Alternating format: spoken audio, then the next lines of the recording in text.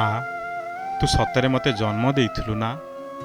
ଆଜି ମୁଁ ତୋ କୋଳରେ ନାହିଁ ସତ, କିନ୍ତୁ ତୋ ଖବର ପ୍ରଚାରିତ ହେବା ପରେ ଆଜି ଶୂନ୍ୟରୁ ତୋତେ ମୁଁ ପ୍ରଶ୍ନ କରୁଛି। ତୁ ଗର୍ଭରେ ରଖି ଜନ୍ମ ଦେଇଥିଲୁ, ନା ଟଙ୍କା ଦେଇ କେଉଁ ଗର୍ଭକୁ କିଣିଥିଲୁ, ନା ପ୍ରସବ ଘରୁ କେଉଁ ଅଭାବୀ କୋଳରୁ ଛଡ଼େଇ ଆଣିଥିଲୁ? ମା, ମୁଁ ହତଭାଗା ଥିଲି, ନା ତୁ ରାକ୍ଷସୀ ଥିଲୁ? ଯଦି ଏମିତି ଜୀବନ ନେବାର ଥିଲା, 4 ବର୍ଷ ଯାଏଁ କାହିଁକି ରଖିଲୁ? ଦୁନିଆ ଆଜି ତୋ ମାଆପଣ ଉପରେ ଧିକ୍କାର କରୁଛି। ମୋ ମନ କିନ୍ତୁ ବୁଝୁନି ଲୋ ମା।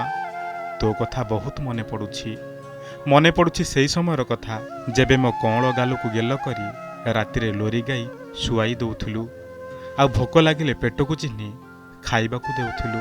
ତେବେ ସେସବୁ କ'ଣ ଅଭିନୟ ଥିଲା? ତୁ ସତରେ ମୋ ପାଟିରୁ ମା ଡାକ ଶୁଣି ଖୁସି ହେଉଥିଲୁ, ନା ନିଖୁଣ ଅଭିନୟ କରୁଥିଲୁ? ଦୁନିଆ ବୁଝିବା ଆଗରୁ ମୋ ଆୟୁଷ ଖାଇଦେଲୁ।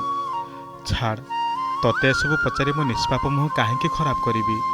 ମୁଁ ସେଇ ଠାକୁରଙ୍କ ପାଖକୁ ଯାଇ ତାଙ୍କୁ ଟିକେ ପଚାରିବି, ମୋ ଦେହରେ ତମେ ନଥିଲ କି ଠାକୁରେ?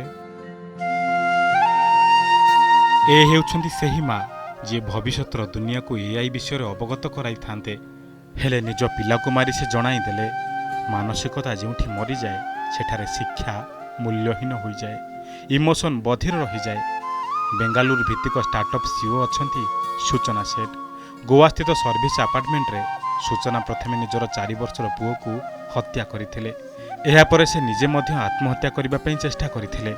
ଏଥିପାଇଁ ସେ ନିଜ ବାମ ହାତକୁ କାଟି ଦେଇଥିଲେ। ତେବେ ରକ୍ତଛିଟା ବାହାରିବା ପରେ ସେ ନିଷ୍ପତ୍ତି ବଦଳାଇ ଦେଇଥିଲେ। ଏହାପରେ ପୁଅର ମୃତଦେହକୁ ବ୍ୟାଗରେ ଭର୍ତ୍ତି କରି ବେଙ୍ଗାଲୁରୁ ବାହାରି ଯାଇଥିଲେ।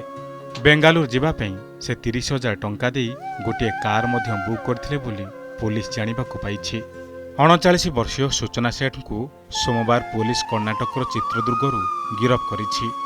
ଗିରଫ ପରେ କୋର୍ଟ ସୂଚନାଙ୍କୁ 6 ଦିନିଆ ପୋଲିସ ରିମାଣ୍ଡରେ ପଠାଇବା ପରେ ସାଂଘାତିକ ତଥ୍ୟ ସାମ୍ନାକୁ ଆସିଛି। ଜେରା ବେଳେ ସୂଚନା ତାଙ୍କ ପୁଅକୁ ହତ୍ୟା କରିନଥିବା କହିଛନ୍ତି। ସୂଚନା ନିଦରୁ ଉଠିଲା ବେଳକୁ ପୁଅର ମୃତ୍ୟୁ ହୋଇସାରିଥିଲା। ଜଣେ ପୋଲିସ ଅଧିକାରୀ କହିଛନ୍ତି, ଜେରା ବେଳେ ଅଭିଯୁକ୍ତ ଜଣକ କହିଛନ୍ତି ଯେ ସେ ତାଙ୍କ ପୁଅକୁ ମାରିବା ପାଇଁ ଆଦୌ ଯୋଜନା କରିନଥିଲେ। ପୁଅକୁ ସେ ବହୁତ ଭଲ ପାଉଥିଲେ, କିନ୍ତୁ ହଠାତ୍ ପୁଅର ମୃତ୍ୟୁ ହୋଇଯାଇଥିଲା। କିନ୍ତୁ ଶବ ବ୍ୟବଚ୍ଛେଦ ରିପୋର୍ଟ ସନ୍ଦେହକୁ ଅଧିକ ଘନୀଭୂତ କରିଛି। ଡାକ୍ତରଙ୍କ କହିବା କଥା ଯେ ତକିଆ କିମ୍ବା ଟାୱାଲ ଦ୍ୱାରା ଅଣନିଶ୍ୱାସୀ କରି ପିଲାଟିକୁ ହତ୍ୟା କରାଯାଇଛି।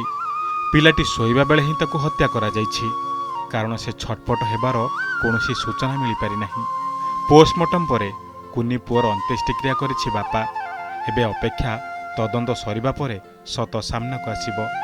କିନ୍ତୁ ସତରେ ଯଦି ପୁଅକୁ ହତ୍ୟା କରିଥାଏ ମା, ତେବେ କଳଙ୍କିତ ମାର ତାଲିକାରେ ସୂଚନାଙ୍କ ନାଁ ଯୋଡ଼ି ହୋଇଯିବ। Bureau report, Odisha reporter.